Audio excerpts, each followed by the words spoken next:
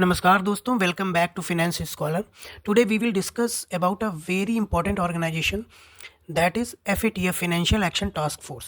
So Financial Action Task Force is a international body that creates to combat money laundering, terrorist financing and other financial crimes. Okay, FATF plays a vital role in safeguarding the global financial system. So means FATF का जो main role होता है that is what to combat money laundering, terrorist financing and other जो भी ऐसी activities हो रही हैं जिनमें फिनेंशियल क्राइम इन्वॉल्व है, तो उससे कैसे जो हमारा सिस्टम है, फाइनेंशियल सिस्टम ग्लोबल है, उसको कैसे उस थ्रेट से बचाया जाए, है ना। That is the main work of FATF. ये इस्टेब्लिश्ड हुआ था 1989 में during the G7 summit in Paris. Okay, and it's a training institute that we called FATF training and research institute, TREIN, which is located in Busan, South Korea. Okay, what is the work of TREIN? Its work is training for member states and regional partner, whoever is the member of that FATF group and the regional partner, for anti-money laundering and counter the financing of terrorism and emerging threats like cryptocurrency misuse. Okay, so it provides training regarding this to all countries who are the member of its group. Okay, now what is the purpose? To set international standard for preventing and combating financial crime. Okay, and to ensure compliance by government and financial institution globally. तो main work इसका क्या है कि इसको prevent करना, combat करना जो है फाइनेंशियल क्राइम है, एंड कंप्लायंस जो भी है गवर्नमेंट एंड फाइनेंशियल इंस्टीट्यूशन का जो ग्लोबली है उसको इंश्योर करना कि वो कंप्लाई हो रहा है या नहीं. Okay, now we come to FATF role. FATF plays a crucial role in combating terrorist financing by setting global standards that require countries to criminalize and regulate terrorist financing activities. Okay, it enforces UN Security Council regulation. So there was a resolution passed by the UN Security Council regarding this money laundering and financial crime. Okay, so urging the member states to implement asset freezing, travel ban. So what this resolution done? It was mentioned that every country which is the member of the United National Security Council, they need to ban all the terrorist organization, their travel ban, their arms embargoes against the individual, and also freeze their assets which are involved in terrorism.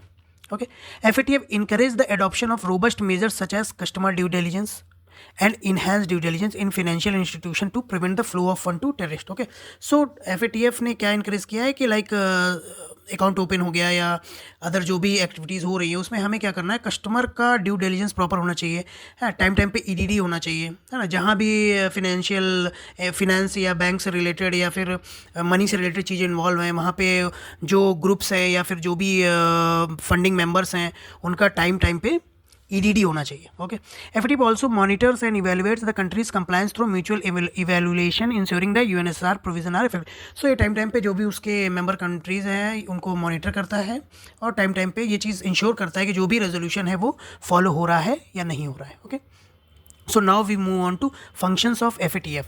So first function is standard setting. So for the standard setting, FATF develops 40 recommendation as a universal framework for AML CFT. Asset assessment and monitoring. FATF conducts mutual evaluation of countries to check compliance with its standards. Non-compliant country face diplomatic, economic and financial. So FATF क्या करता है, उसने certain recommendation दिए होते हैं, 14 recommendation, और वो time पे असेसमेंट करता है, मॉनिटरिंग करता है कि जो भी कंट्रीज़ हैं उसको फॉलो कर रहे हैं, उसको कंप्लाई कर रहे हैं या नहीं. इफ़ जो भी कंट्रीज़ नॉन कंप्लाइंट होते हैं उन पे वो जो भी डिप्लोमेटिक, इकोनॉमिक या फिनेंशियल कंसिक्वेंस होते हैं वो उस पर लगाता है. Next is identifying emerging threats. FATF identify new challenges such as misuse of digital currency, money laundering through shell companies and terrorist financing through unregulated channel. तो FATF क्या करता है, जो भी नई थ्रेट्स आ रही होती है, इमर्जिंग चैलेंजेस हैं उनको स्टडी करता है ना. और जैसे मनी लॉन्ड्रिंग हो रहा है शेल कंपनी से, टेररिस्ट फाइनेंसिंग हो रहा है, जो अनरेगुलेटेड चैनल है, जो रेगुलेट नहीं हो रहा है, जैसे कि आपका आपका हवाला हो गया ना, it's a kind of unregulated channel ना. तो इस तरह से वो टाइम पे उनको मॉनिटर करता रहता है. Next is grey listing and black listing. अभी grey list and black list क्या है? Grey list countries with deficiencies in their AML CFT. अभी क्या है, इसने कंट्रीज़ को डिवाइड किया ग्रे लिस्ट और ब्लैक लिस्ट. ग्रे लिस्ट में वो कंट्रीज आते हैं जिनमें AML एंड CFT में डिफिशियंसी, मतलब कि they are try to compliant but they are not completely compliant, तो some kind of deficiencies are there, तो उनको ग्रे लिस्ट में डाल देता है। जैसे कि अभी रिसेंटली पाकिस्तान था, एंड टाइम टाइम पे जो भी कंट्रीज होते हैं उनको डालता है और फिर वहाँ से रिमूव भी करता है। एंड ब्लैक लिस्ट, अभी क्या है कि अगर कंट्री रेगुलरली फॉलो ही नहीं कर रहा है, country with severe issues and no commitment to improvement, है ना, उनको क्या करता है वो ब्लैक लिस्ट में डाल देता है। जैसे कि आपका नॉर्थ कोरिया हो गया, आपका ईरान हो गया, ठीक है। फिर FATF के जो 40 रिकमेंडेशन है ना, वो टाइम टाइम पे लाया। जैसे इनिशियल सेट वो 1990s में आया, इसके बाद फिर 1996 में आया रिवाइज सेट, फिर 2001 में, जो 2001 का सेट था वो मेनली था to strength measure against terrorist financing, okay.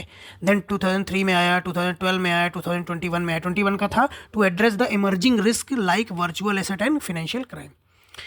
अब FATF प्लानरी क्या है? FATF प्लानरी एक डिसीजन मेकिंग बॉडी है FATF की, जो कि आपका yearly 3 times in a year इसकी मीटिंग होती है, ओके।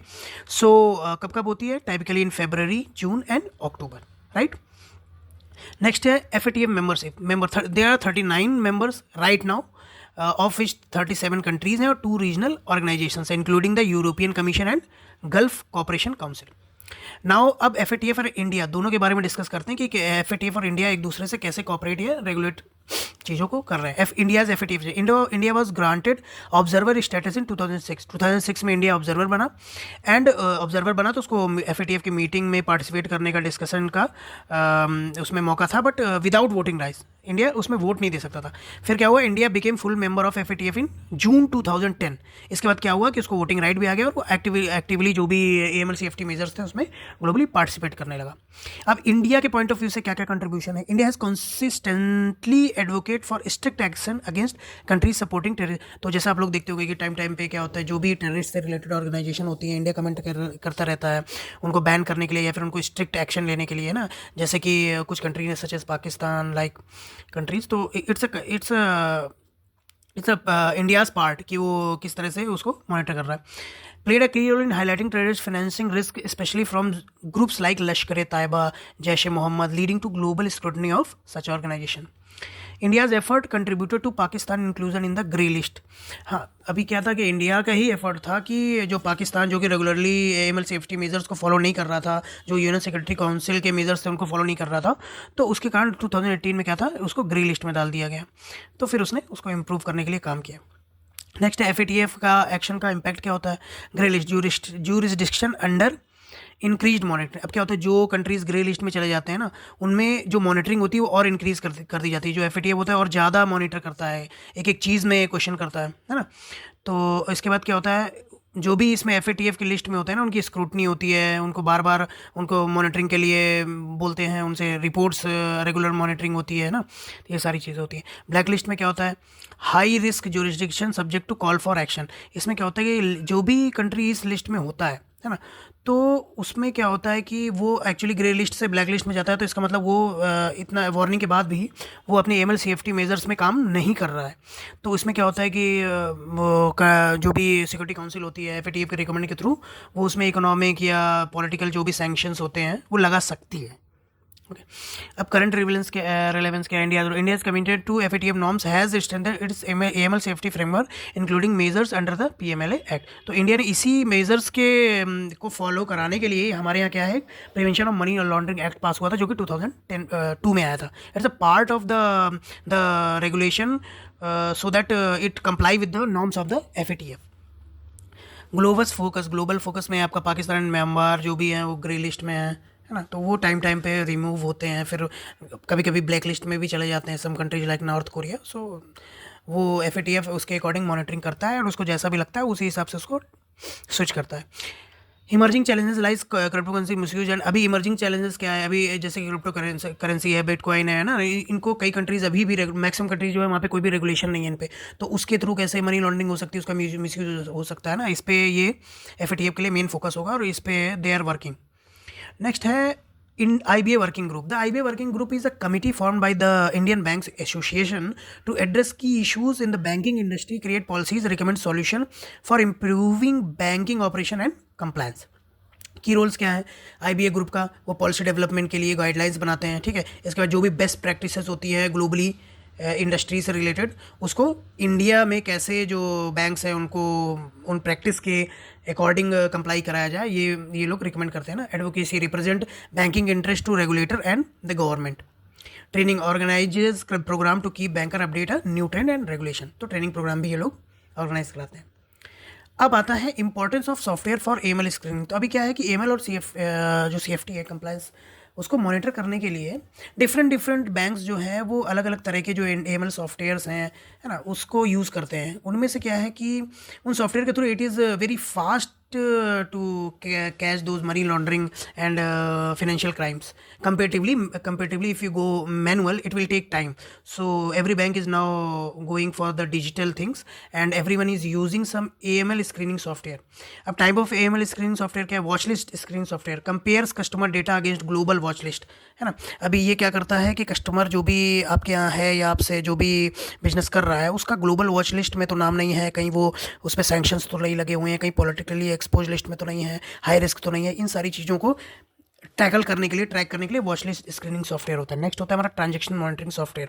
ट्रांजेक्शन मॉनिटरिंग सॉफ्टवेयर में क्या होता है कि ये उसका जो भी ट्रांजेक्शन पैटर्न है उसको चेक करता है. जैसे आपके OTMS अलर्ट्स हो गए जो कि अक्सर बैंक्स में आते हैं, ऑफ साइट ट्रांजेक्शन मॉनिटरिंग. तो लाइक दिस, और भी कोई क्रॉस बॉर्डर ट्रांसफ़र हो रहा है या किसी अकाउंट्स में पैसे आ रहे हैं, निकल जा रहे हैं, money mule accounts, all it's a part of transaction monitoring. Next is customer due diligence and enhance due diligence. इसमें क्या करता है कि वो टाइम पे जो भी कस्टमर है उसका ड्यू डिलिजेंस करता है. जब अकाउंट ओपन करता है तब भी उसका प्रॉपर ड्यू डिलिजेंस किया जाता है. फिर अगर इन केस बीच में भी ज़रूरत पड़ती है तो EDD कर सकते हैं उसका, अगर वो कस्टमर हाई रिस्क है या फिर पॉलिटिकली एक्सपोज्ड है. इस तरह से जिस भी तरह का होगा वो उसके अकॉर्डिंग उसका EDD कर सकते हैं. इसके बाद रिस्क स्कोरिंग सॉफ्टवेयर है, assigning a risk score to customer according to उसके ट्रांजेक्शन के हिसाब से, है ना, हाई रिस्क है, लो रिस्क है, तो वो रिस्क स्कोरिंग सॉफ्टवेयर भी होते हैं. ठीक है. How it works. Real time screening scan transaction and customer information against global list to identify suspicious activities as they occur.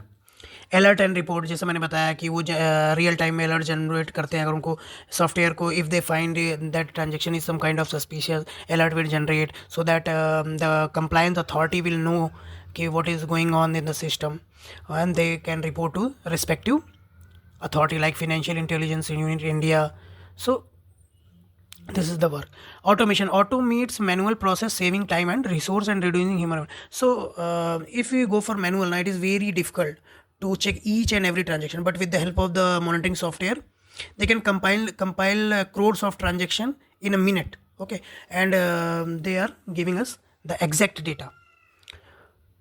Now importance, regulatory compliance help financial institution meet legal requirement such as those under the Prevention of Money Laundering Act and international standard like FATF avoiding fine. So ये क्या करता है कि जो भी financial institution है उनको वो जो भी स्टैंडर्ड है जो कि बनाए गए FATF से या फिर जो भी Prevention of Money Laundering Act में है उनको कंप्लाई करे, ताकि क्या हो कि अगर फ्यूचर में कोई पेनल्टी लगना हो तो वो ना लगे, अवॉइड हो वो पेनल्टी, है ना. तो एक तरह से रेगुलेटरी कंप्लायंस के लिए भी it is very helpful. Risk mitigation, for example कोई ट्रांजेक्शन है जो कि सस्पिशियस है, तो with the help of this software we can track that suspicious transaction so that future में जो बड़ा लॉस होने वाला है एटलीस्ट उसको हम टैकल कर सकें. तो it's a kind of risk mitigation. Operational efficiency, automatic screening and monitoring improve accuracy and reducing the workload on staff. हाँ, तो अभी क्या है कि स्टाफ अगर मैनुअली करेगा इट विल टेक टाइम, है ना, और एक्यूरेसी भी ऑब्वियसली ह्यूमन करेगा तो there is a chance of human error. So with the help of this software operational efficiency भी इंक्रीज हो जाती है और जो स्टाफ के ऊपर वर्क प्रेशर का लोड होता है वो भी कम हो जाता है. Some of the software that are used in by the financial institution like asset image for NIC, FICO AML, SAS AML, world check by Refinitiv, AML manager by Oracle, these kind of software. So now we move on to next topic, that is correspondent banking. Correspondent banking is a system that enables one bank, that correspondent bank, to offer service such as cross-border payment and fund transfer for another bank, that is respondent bank. तो correspondent क्या होता है? एक bank है, वो दूसरा bank जो कि रिस्पोंडेंट बैंक है, ठीक है, जो पहला बैंक है वो करस्पॉन्डेंट बैंक है, दूसरा बैंक रिस्पोंडेंट बैंक है, उसको क्या है, क्रॉस बॉर्डर पेमेंट्स जो है उसकी सर्विसेज ऑफर कर रहा है, ठीक है, जो कि डिफरेंट कंट्री में है. तो जो दूसरा बैंक है जिसको ये सर्विस प्रोवाइड कर रहा है वो रिस्पोंडेंट बैंक है, और जो ये सर्विस दे रहा है that is a correspondent bank located in a different country. This system is particularly useful for banks that do not have an international network, allowing them to conduct global transaction. Okay. How money laundering happens via correspondent banking. अभी इसमें क्या है, कुछ banks होते हैं जैसे cell bank होंगे ना, तो वो करस्पॉन्डेंट बैंकर की तरह यूज़ हो गए, फेक होते हैं उनका, वो फेक बैंक्स हो गए, नॉन ऑपरेशनल बैंक्स हो गए। Okay, criminal move illicit fund to these shell banks and use correspondent banking to transfer the fund across border without scrutiny. Example इसमें है, जैसे कि एक क्रिमिनल है कंट्री ए में, उसने क्या किया कि जो पैसा है वो सेल बैंक जो कि कंट्री बी में है उसको भेजा, ठीक है। अब उसका जो करस्पॉन्डेंट बैंक है वो सी में है, तो जो फंड होगा वो क्या होगा, मल्टीपल कंट्रीज़ के थ्रू ट्रांसफ़र होगा और उसका ट्रू ओरिजिन पता नहीं चल पाएगा। फिर cross border transfer, criminal uses correspondent banking to move money across multiple jurisdiction creating layers that make it difficult for authority to track the fund. Okay, जैसे कि एक क्रिमिनल है, वो कंट्री एक्स में है, इलिसिट मनी जो है उसको कंट्री वाई में भेजता है करस्पॉन्डेंट बैंक के थ्रू। तो इसमें क्या है, ए को भेजना था बी को, बट उसने क्या किया, सी जो कि करस्पॉन्डेंट बैंक है उसका यूज़ करके बी को भेजा। तो हुआ क्या कि ए से बी को जाने का ओरिजिन जो था वो ट्रू ओरिजिन पता नहीं चल पाया। तो इस तरह से ये क्रॉस बॉर्डर ट्रांसफर्स होते हैं। High risk jurisdiction which are countries with weak anti-money laundering laws are often used by criminals to move illicit money undetected। अब जैसे क्या है, एक बैंक है जो कि कहाँ पे है, हाई रिस्क कंट्री है ना, जहाँ पे एएमएल या कुछ भी मनी लॉन्ड्रिंग से रिलेटेड कोई रेगुलेशन नहीं है, कुछ भी फॉलो नहीं होता है ना, तो वो क्या करेगा, ट्रांसफर कर देगा fund to countries under sanction such as Iran, North Korea, using correspondent banking to bypass international. तो अब जैसे क्या है कि पैसा भेजना है उसको ईरान को या फिर नॉर्थ कोरिया को, तो वो क्या करेगा, करस्पॉन्डेंट बैंक जो कि ऐसी कंट्री में है जहाँ पे एएमएल सेफ्टी फॉलो ही नहीं होता, ग्रे लिस्ट में, ब्लैक लिस्ट में वो कंट्री पड़ा हुआ है, तो फिर होगा वहाँ से पैसा जाएगा किसको, ब्लैक लिस्ट यानी कि नॉर्थ कोरिया, ईरान को। तो क्या होगा, करस्पॉन्डेंट बैंक के थ्रू जब ये पैसा गया तो ओरिजिन भी नहीं पता चल पाया और वो बाईपास कर गया इंटरनेशनल रेगुलेशन को भी, ठीक है। Next, respondent bank. Respondent bank is a financial institution that hold an account with another bank, जिसको क्या बोलते हैं, करस्पॉन्डेंट बैंक। मतलब करस्पॉन्डेंट बैंक के साथ रिस्पॉन्डेंट बैंक का एक अकाउंट है to conduct an international transaction. The respondent bank typically operates in a country where it lacks the infrastructure or legal authorities to directly conduct cross border transaction. Respondent bank कहाँ पे होते हैं, जहाँ पे typically क्या होता है, लीगल अथॉरिटीज़ कमज़ोर होती हैं ना, प्रॉपर फाइनेंशियल इंफ्रास्ट्रक्चर नहीं होता है, ठीक है। तो ये क्या करते हैं कि जो रिस्पॉन्डेंट बैंक होता है उनका अकाउंट होता है करस्पॉन्डेंट बैंक से, वो करस्पॉन्डेंट बैंक के पास, तो ये लोग क्या करते हैं, पैसा जो है अपना करस्पॉन्डेंट बैंक के थ्रू रूट कर देते हैं। नेक्स्ट है exchange companies. Exchange companies are financial institution और firm authorise to engage in the exchange of currencies. तो एक्सचेंज कंपनीज क्या होती हैं, ये एक फाइनेंशियल इंस्टीट्यूशन होती हैं, है ना, जिनको ऑथराइज किया जाता है कि वो करेंसी का एक्सचेंज कर सकें, ठीक है, और जो भी फॉरेन करेंसी है उसको बाई या सेल कर सकें, रेमिटेंस कर सकें, है ना।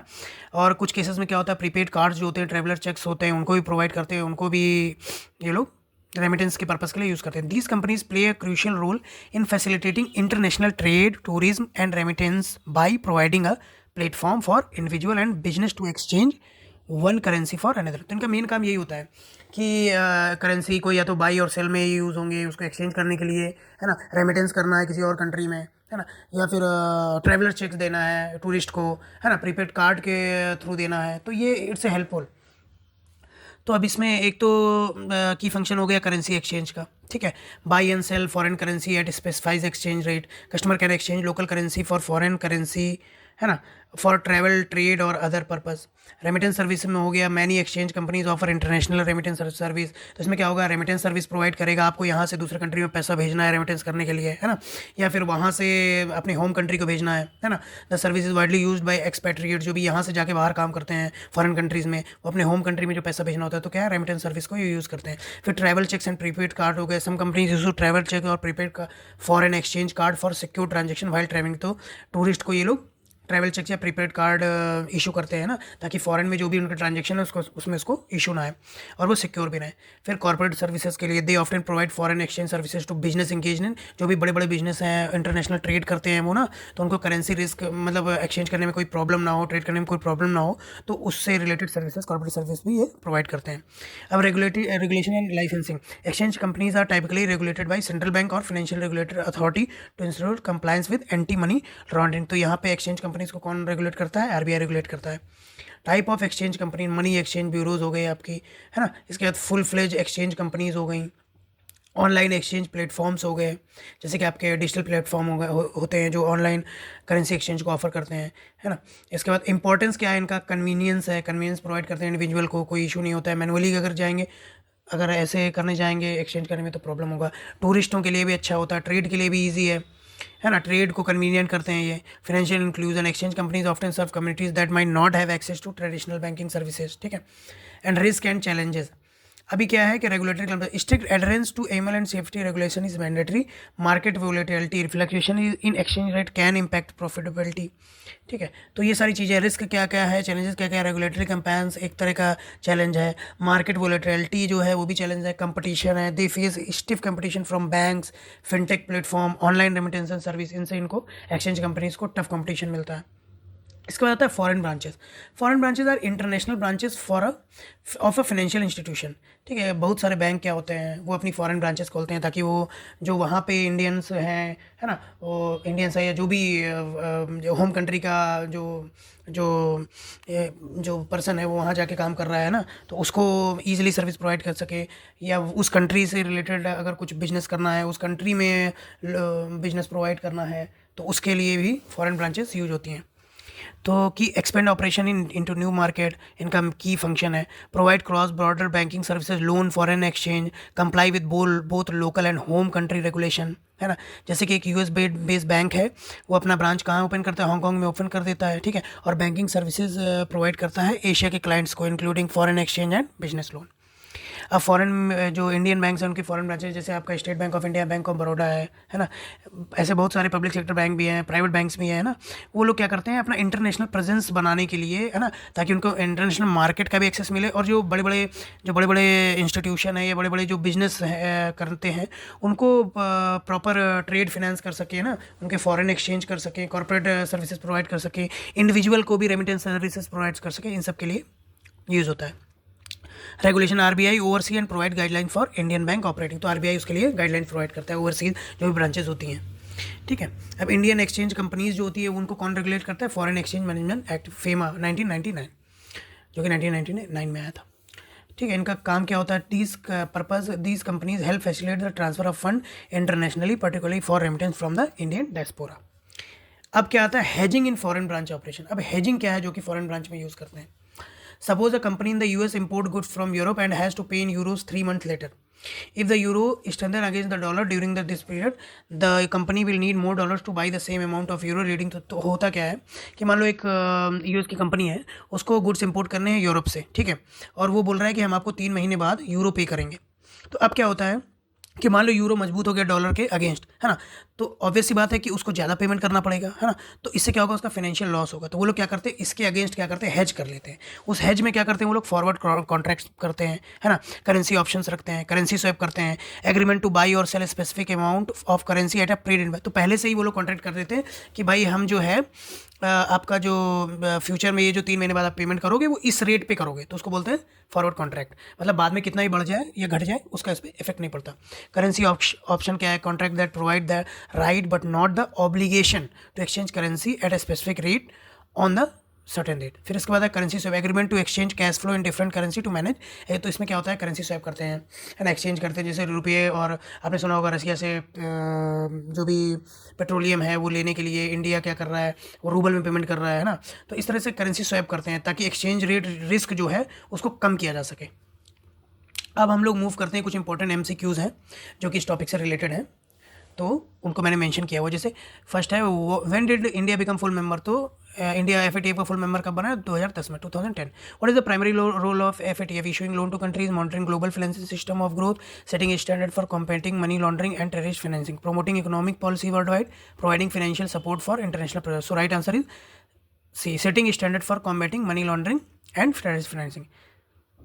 अब FATF का ग्रे लिस्ट किस लिए होता है, to blacklist country to monitor current countries with strategic deficiencies in their AML CST system. तो राइट आंसर बी है। तो ग्रे लिस्ट में क्या होता है, जो भी जिन कंट्रीज़ में स्ट्रेटेजिक डिफिशियंसीज होती है उनको ग्रे लिस्ट में डालते हैं, फिर उनमें मॉनिटरिंग बढ़ा दी जाती है FATF के थ्रू।